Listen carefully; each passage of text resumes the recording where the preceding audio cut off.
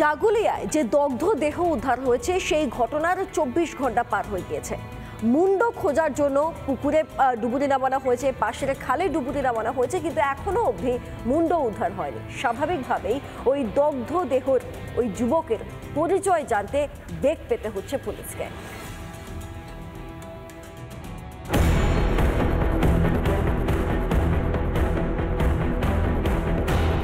এক রাত পার, এখনো হদিশ মিলল না কাটা মুন্ডুর। সোমবার বারাসাতের ছোট জাগুলিয়ার বাজিতপুর থেকে উদ্ধার মুন্ডুহীন দেহ।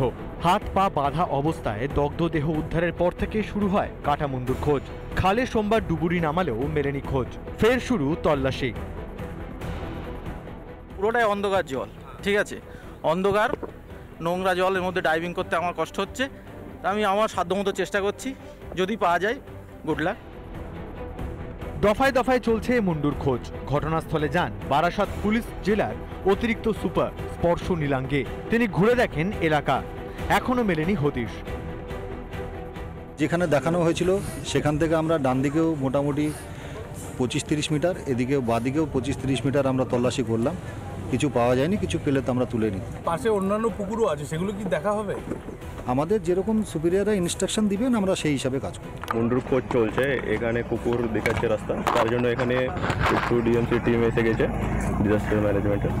ওটা খোঁজ চলছে, এখানে যদি কিছু পাওয়া যায় আমি বলবো। দেহটি মুন্ডুহীন হওয়ায় মৃতের পরিচয় এখনো জানা যায়নি। দেহটি কার, তিনি কোথাকার বাসিন্দা, তার বাড়ি কোথায়, এখনো কিছুই জানা যায়নি। অনেকের বাড়ি বাড়ি গেছি, গিয়ে জিজ্ঞাসাবাদ করেছি, অনেকে বাইরে ফেরে কাজ করে, ফোন করে জিজ্ঞাসা করতে বলেছি। সেরকম কেউ পাড়ার মধ্যে মিসিং নেই। আমরা অফিসারকেও নিয়ে গেছিলাম, কিছু কিছু জায়গায় সিসিটিভি ক্যামেরা ছিল। মৃতের পরিচয় গোপন করতে কি মুন্ডু অন্যত্র ফেলে দেওয়া হয়েছে, তদন্ত চালাচ্ছে পুলিশ। টিটপ বিশ্বাসের রিপোর্ট, রিপাবলিক বাংলা। ফের একটি হেলে পড়া বাড়ির খোঁজ, কোথায়? হাওড়ায়। স্থানীয়দের অভিযোগ বাড়িটি নিয়ম মেনে বানানো হয়নি। পুরসভা এবং প্রমোটার উভয়কেই জানানো হয়েছে, লাভ হয়নি। দেখুন।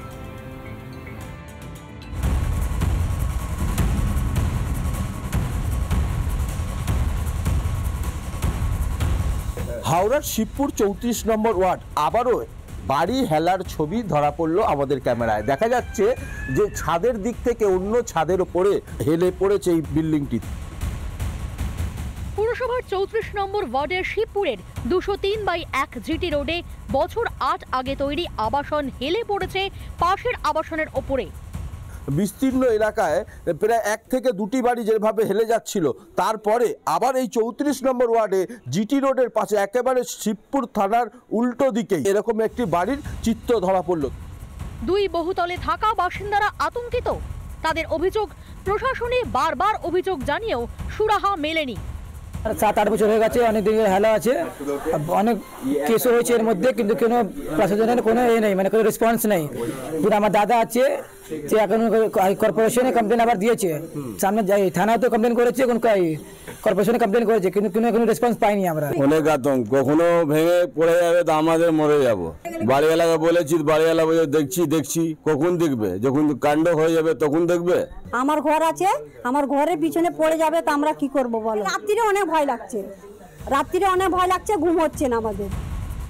বাম আমলে বহুতলগুলি তৈরি, পিঠ বাঁচাতে সাফাই হাওড়া পুরসভা প্রশাসক মণ্ডলীর মুখ্য প্রশাসকের। পর্যন্ত দেখা যাচ্ছে সবগুলোই বহুকাল আগের তৈরি, 20 বছর আগে, কোনটা 22 বছর আগে, সেই আমলের সব বাড়ি এগুলো তৈরি আছে। আমাদের টিম যাচ্ছে এবং টিম গিয়ে সেগুলোকে আমরা আমাদের ইঞ্জিনিয়ারিং পয়েন্ট থেকে তারা অ্যাসেস করছে। আর যদি দেখা যায় সেগুলো বিপজ্জনক হয়ে রয়েছে, তাহলে সেক্ষেত্রে আমাদের সেই বাড়িগুলোকে ডেমলিশ করার কথা ভাবতে হবে।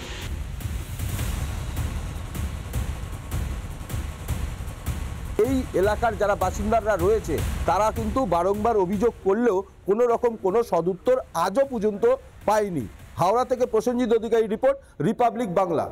নানা ধরনের কন্টেন্ট দেখার জন্য লাইক করুন, শেয়ার করুন আমাদের ফেসবুক পেজ, সাবস্ক্রাইব করুন আমাদের ইউটিউব চ্যানেল।